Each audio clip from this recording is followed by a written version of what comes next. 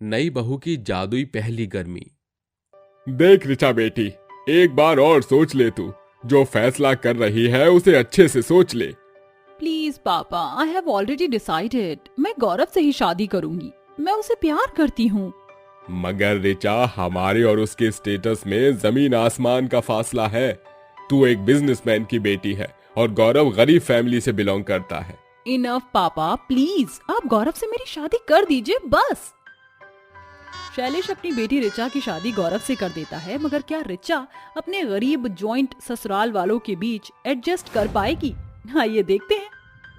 आजा नई बहू, मैं तुझे सभी से मिलवाती हूँ। ये तेरे ससुर जी हैं और ये तेरी जेठानी जानवी, ये मेरी पोती पीहू और ये है तेरी ननद नेहा। माँ जी, अगर मिलना मिलाना हो गया हो तो प्लीज मैं अपने बेडरूम में जाऊँ। प्लीज, वो इस लहंगे में मुझे बहुत गर्मी लग रही है। जा नेहा, भाभी को कमरे में छोड़ा। No, not needed, let's go Gaurav. Richa का घमंडी स्वभाव देखकर घर वालों का मन फीका हो जाता है। हाय गर्मी, गौरव प्लीज एसी ऑन कर दो ना।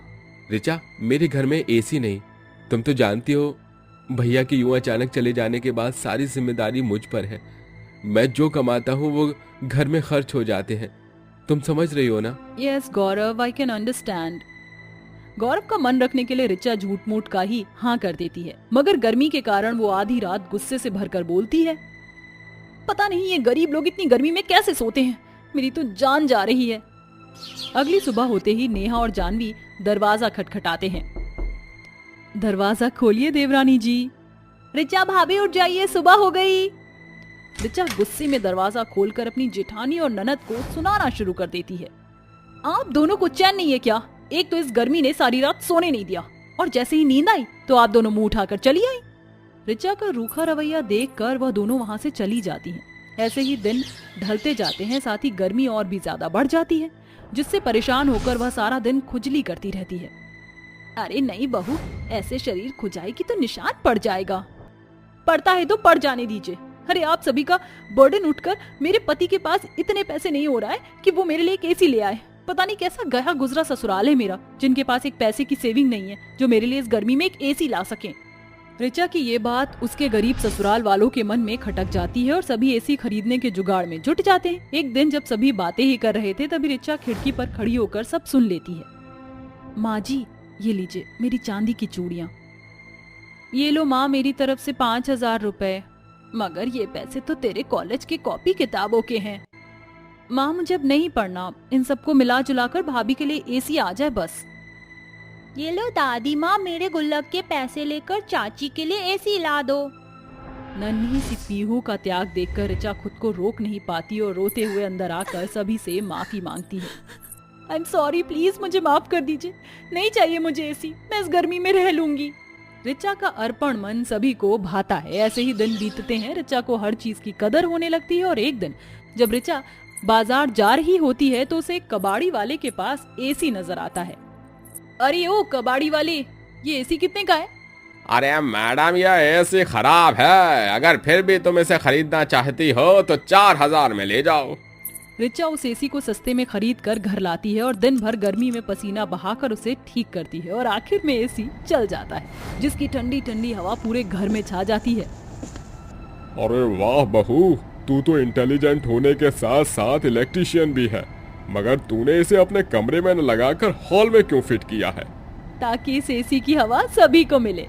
रात होने पर सभी अपने कमरे में जाकर सो जाते हैं। तभी प्यास लगने पर ऋचा पानी पीने बाहर आती है तो उसे हॉल में लगी एसी से कुछ खनकने की आवाज आती है। अरे ये एसी के अंदर से कैसी आवाज है? कहीं कोई वायर तो नहीं जल रहा? जैसे ही ऋचा लाइट जलाती है तो वह देखती है कि एसी के अंदर से सोने के सिक्के जमीन पर गिर रहे हैं, जिसे देखकर उसकी आंखें फटी की फटी रह जाती हैं। ओह माय गॉड, ये एसी के अंदर कैसा जादू हो रहा है? अचानक एसी के ऊपर आंख नाक कान उभर आता है और एसी नई बहू से बातें करने लगता है। घबराओ मत ऋचा, मैं एक जादुई एसी हूँ जिसे मेरे मालिक ने टूट जाने पर भंगार में फेंक दिया। वो भंगार वाला मेरे प्लास्टिक को पिघला ही देता, मगर तुमने मुझे खरीद कर मुझे बनाया, इसलिए अब मेरी बारी है कि मैं तुम्हारी गर्मियों को अपनी जादू से भर दूं। ऋचा उस जादुई एसी से मिले सभी सोने के सिक्कों को इकट्ठा करके रख देती है अगली सुबह जब वह सभी के लिए चाय बनाकर लाती है तो घर में बातें चल रही थी। बाबूजी ये लीजिए, अरे ये क्या है बहू? ये मेरा मंगलसूत्र है जिसका अब मेरे पास कोई काम नहीं। इसे बेचकर सूदखोर का कर्ज चुका दीजिए। ये लीजिए ससुर जी, आपको जितने सोने के सिक्कों की जरूरत हो ले लीजिए। जेठानी जी, आपको अपना मंगलसूत्र बेचने की जरूरत नहीं। मगर बहू, इतने सारे सोने के सिक्के आए कहाँ से? जादुई एसी से माँ जी। रिचा अपने ससुराल वालों के सामने जादुई एसी की बात रखती है, जिसे जानकर सभी खुश होते हैं और श्याम भी कर्ज के बोझ से बाहर आता है। अब जितनी ज्यादा गर्मी बढ़ती जाती है, जादुई एसी उन्हें उतनी ही ज्यादा ठंडक दिया करती। माँ देखो ना, मेरी सारी फ्रॉक फट गई है, मुझे नए कपड़े खरीद दो ना। पीहू ऐसे जिद नहीं करते, तुम्हारे चाचू पहले ही परेशान हैं, जो है वही पहनो। रिचा अपनी जेठानी की बात सुन लेती है और सीधे एसी के पास आकर कहती है, जागो मेरे जादुई एसी।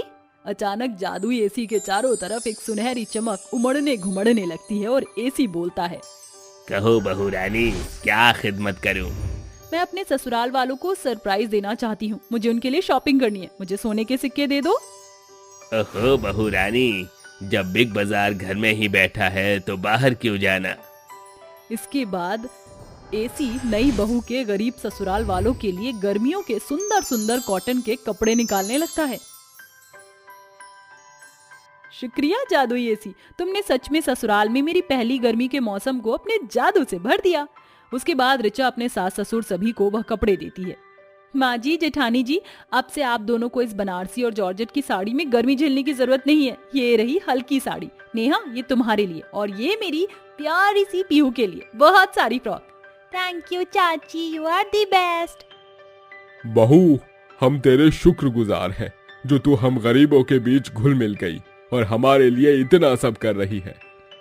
पिताजी, परिवार किसे कहते हैं मैंने यहाँ आकर सीखा, वरना अपने घर में मैं जिस ऐशो आराम में पली बड़ी थी वहां से निकलकर एहसास हुआ कि एक गरीब गर्मी में क्या कुछ झेलता है। ऐसे ही दिन बीतते जाते।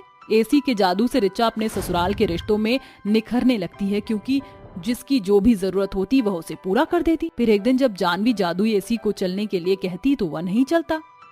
देवरानी जी, देखो ना, ये एसी है कि चलता ही नहीं है। ये हमारी नहीं सुनता है। मैं तो कोशिश कर करके थक गई हूँ। जैसे ही रिचा जादुई एसी को चलने को बोलती है वो चल पड़ता है। उसके अंदर से आ रही ठंडी हवा से सभी तरोताजा हो जाते हैं। तभी रिचा कहती है, ऐ मेरे जादुई एसी, एक बात बताओ, तुम मेरे सिवा किसी के हाथों चलते क्यों नहीं? क्योंकि तुमने मुझे बनाया है बहू रानी, इसलिए मेरा जादू सिर्फ तुमसे ही चलेगा और किसी से नहीं। वैसे तो इस बात में कोई शक नहीं कि तुम्हारे ससुराल वाले खुददार हैं। ठीक है, अगर तुम चाहती हो तो मैं सबके छूने से चलूंगा और अपना जादू दिखाऊंगा। तो क्यों नहीं ट्रायल हो जाए? ऐ जादुई एसी, क्या तुम मुझे कैश दे सकते हो? क्यों नहीं? ये कहकर जादुई एसी अपने अंदर से खूब सारे पैसे बरसाकर डायलॉग मारते हुए बोलता है, कैश है तो ऐश है।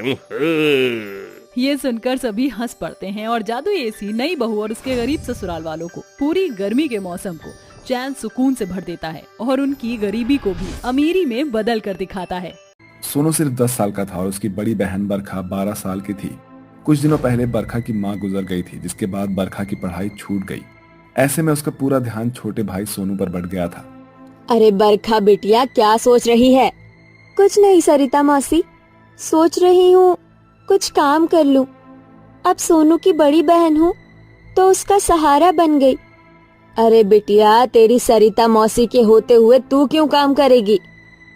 मगर सरिता मौसी, जिंदगी के लिए पेट का भरना ही तो बहुत नहीं है। मैं खुद तो पढ़ लिख नहीं सकी, मगर मैं अपने भाई का भविष्य बनाना चाहती हूँ और उसके लिए मुझे हर हाल में मेहनत करनी होगी। सरिता बरखा की माँ की हमेशा से हमदर्द रही थी, उसके जीते जी भी और अब भी। इसलिए वो बरखा को कभी कभार थोड़ी बहुत चावल दे दिया करती थी। मगर उन दोनों बच्चों की देखभाल सरिता के पति लाखन को खूब खटकती थी। फिर किसी के खातिर भला कोई क्यों अपना घर खराब करना चाहता। सरिता बरखा को काम दिलाने के लिए ईंट की भट्टी पर ले आती है, जहाँ कई गरीब गर्मी में पसीने से तरबतर होकर ईंट बना रहे थे। जयराम जी की मदन भाई। जयराम जी की सरिता बहन, कहो कैसे आना हुआ आपका? मदन भाई, ये बरखा है, इसे भी अपनी ईंट की भट्टी पर कोई काम दे दो। मदन बरखा को बच्चा जानकर कहता है, अरे भला ये बच्ची मेरे ईंट की भट्टी पर क्या काम कर सकेगी? कद काठी की भी कच्ची है, न ईंट बना सकेगी और ना ही ईंट को ढो सकेगी। इसके लिए यहाँ पर कोई काम नहीं है। काम की आस छीनती देखकर बरखा की आंखों में आंसू भर जाते हैं और वो वहीं खड़ी होकर मदन के आगे काम देने के लिए गिड़गिड़ाने लगती है। ऐसा मत कहो काका, मुझ गरीब बहन के ऊपर मेरे भाई की भूख मिटाने और उसका भविष्य बनाने की जिम्मेदारी है। मुझे काम पर रख लो। ठीक है, मगर अपनी नन्ही सी नजर इधर उधर घुमाकर जरा देख लो, इतनी गर्मी में ईंट की भट्टी का भभका झेल नहीं सकोगी। काका, भूख और गरीबी हर हालत झेलना सिखा देती है। उस गरीब लाचार बहन की ये बात मदन के मन में घर कर गई और उसने बरखा को काम पर रख लिया।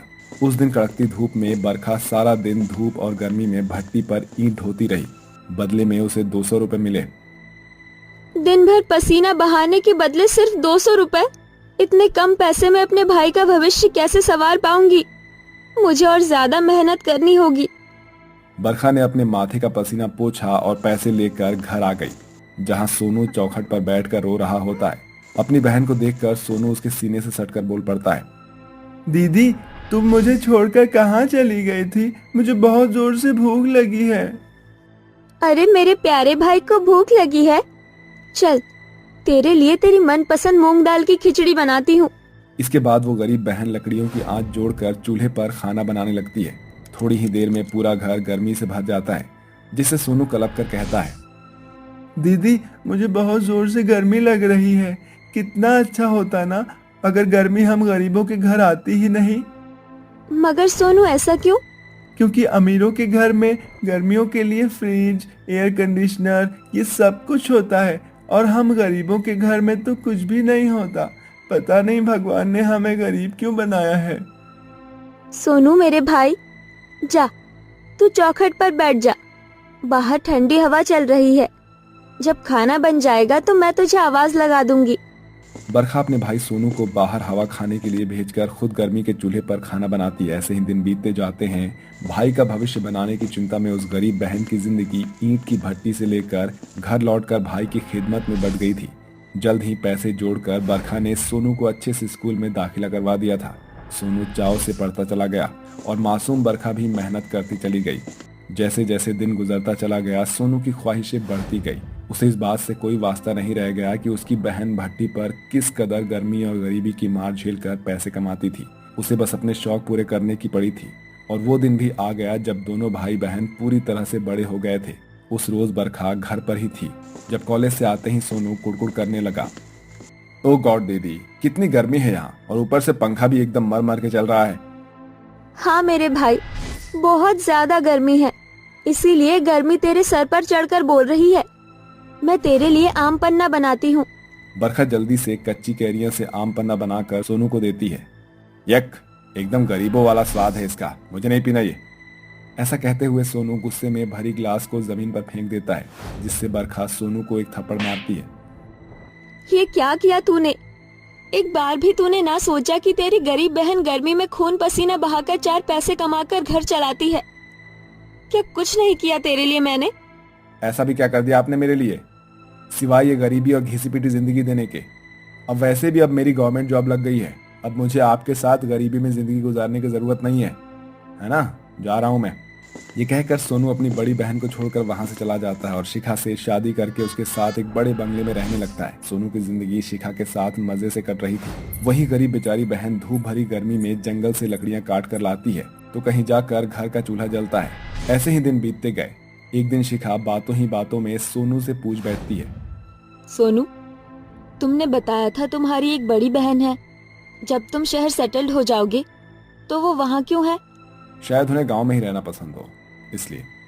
सोनू, क्यों ना हम समर वेकेशन के लिए तुम्हारे गांव चले? इसी बहाने दीदी से मिलना भी हो जाएगा।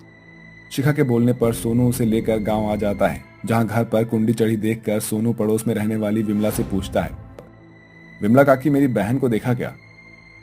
हाँ, जंगल गई है आज के लिए लकड़ियां लाने। अचानक सोनू और शिखा की नजर गर्मी में सर पर लकड़ी के गट्ठा उठाकर ला रही बरखा पर पड़ती है। मेरा भाई मेरे घर आया है, चलो अंदर चलो। बरखा सोनू और शिखा को घर में लाकर खुद गर्मी में तप कर उन्हें चाय बनाकर पिलाती है और जितने दिन वो वहां रहते हैं उस गरीबी में वो उसका खूब ख्याल रखती है। चाहे वो गर्मी में कोसों दूर से पानी भरकर लाना हो या फिर पसीना बहाकर जंगल से लकड़ियां काटकर लाना हो, जिससे सोनू का मन आखिरकार बचपन के दिनों में डूब जाता है और अपनी बहन की इस हालत को देखकर उसे भी बहुत बुरा लगता है। लाइए बरखा दीदी, रोटियां मैं बना देती हूँ। अरे नहीं नहीं शिखा, तुम्हें इतनी गर्मी की आदत नहीं होगी। इसी के साथ सोनू पछतावे से भरकर बोल उठता है, आदत तो आपको भी नहीं थी दीदी, मगर आपने अपने भाई का भविष्य सुधारने के लिए खुद इस गर्मी और गरीबी में झुलसती रही, और जब मैं खुद के पैरों पर खड़ा हुआ तो घमंड से भर गया और आपको छोड़कर यहाँ से चला गया। अपने छोटे भाई को माफ कर दो दीदी, माफ कर दो। अपने भाई की आंखों में आंसू देखकर बरखा उसे चुप कराते हुए बोलती है, चुप हो जा पगले, जो हुआ उसे भूल जा। रिश्तों का बनना बिगड़ना होता है, बड़ी बात यह है कि तुझे अपनी गलती का एहसास है। तो फिर हमारे साथ शहर चलो बरखा दीदी, हम सब साथ मिलकर खुशी से रहेंगे। आखिर में बरखा अपने भाई के साथ शहर चली जाती है, जहां अपने अमीर भाई का हर जरूरत से भरा घर देखकर खूब खुश होती है। और इतने सालों के बड़े संघर्ष के बाद सोनू ने भाई होने का फर्ज पूरा करते हुए अपनी बड़ी बहन की झोली खुशियों से भर दी थी।